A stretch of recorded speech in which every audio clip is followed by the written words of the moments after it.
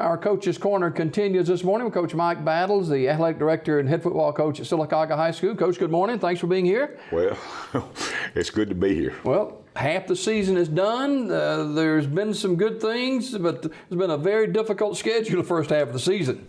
Well, they are. You know, all the teams we played in the first half of the season are having good seasons. You know, 2 or 3 of the ones that we played early on have only lost one ball game each, and they've lost We're to talking each other. Playoff team contenders. Right. These you know. are guys that have been in it, you know, that played last year. Some of them played in the semifinals. Some of them are, you know, in our area, they 1, 2, 3, and 4. So it's been a tough schedule, and the schedule don't get easier. You know, everybody's getting better and all, and injuries are piling up, and so we're just going out there and going to work, and our kids, you know, if we can keep, we'll have 8 of these guys on offense and defense back next year. Mm-hmm. So, and we've got those 8th graders out there playing, and they don't play like 8th graders anymore. Our junior high football team, they play on Monday night, on Tuesday night.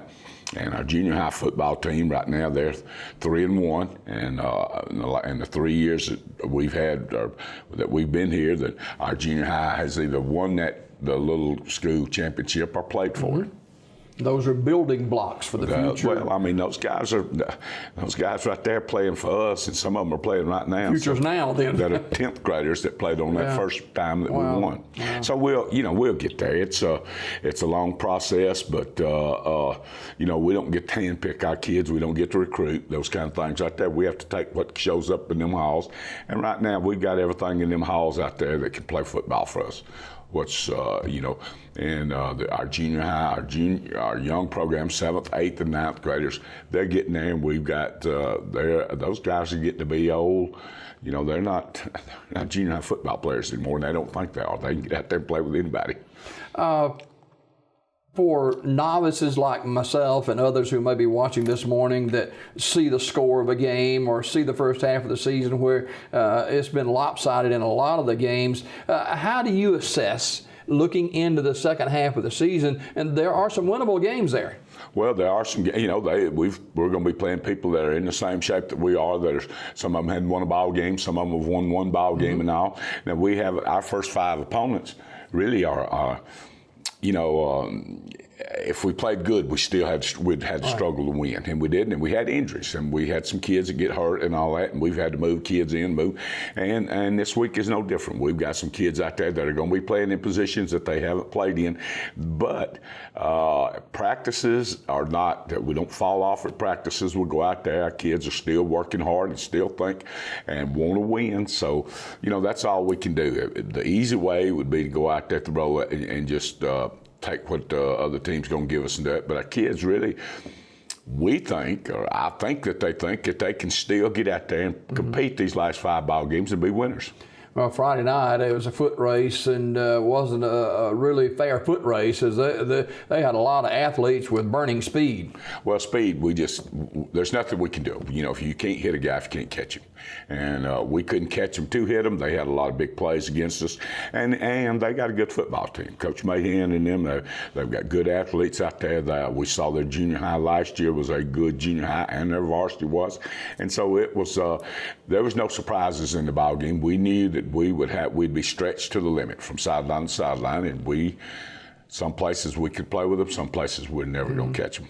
TC Central and Coach Chris Mahan over BB Comer last Friday night. It's homecoming this Friday night, tomorrow night, and you know, if you had your pick of a homecoming opponent, it probably wouldn't be against the team you're playing.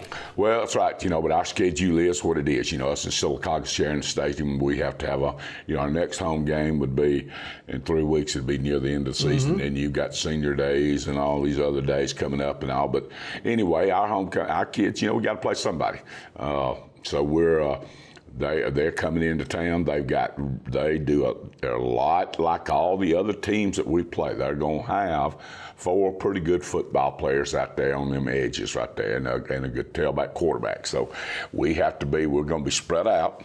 And if we do a good job on the outside, then we'll be in good shape. But the thing that we've got to do that we didn't do last week is when the team's got speed and all that, you can't do anything about that, but you can move the football. If we can move the football and make first downs, then we have an opportunity. If we stay ahead of the chains, we have an opportunity to win because they don't have the ball.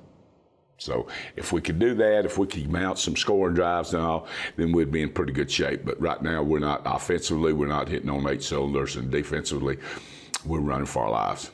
Southside of Selma, the opponent tomorrow night, and that's not a natural rivalry as far as close proximity opponents are concerned, but the schedule is what it is, and you go on the field tomorrow night against Southside of Selma for homecoming. Be a lot of old grads that are there, and I know they're got a lot of stuff to do pregame and stuff, and halftime with the honoring former athletes and stuff like that. The importance for B.B. Comer to not to just play well tomorrow night, but through the second half of the season. Well, second half of the season, we've got 5 ball games left starting tomorrow night, and 4 of them are area games. You go out there and do a good job, then you can get in the playoffs.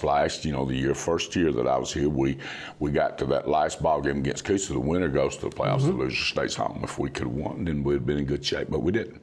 And so now we're to the same point. If we can go up there, if we were to win out, get lucky, didn't fumble, we're able to move the football and get in, then you can get in the playoffs. That's not.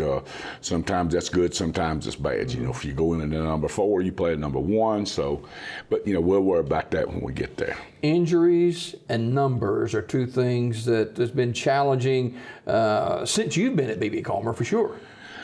Well, we can't get our numbers up. We've got some good, like I said, good young kids coming. There's not anything in the halls right now that are, 10th grade and above that we can, that there's just not, the players are not there. So we're going to wait on these guys to come on up here. There are some good young kids. And we've got 5 or 6, well, we've got 6, 8th and 9th graders out there with us right now that are playing, and they're going to be pretty good football players as they get older. So we're,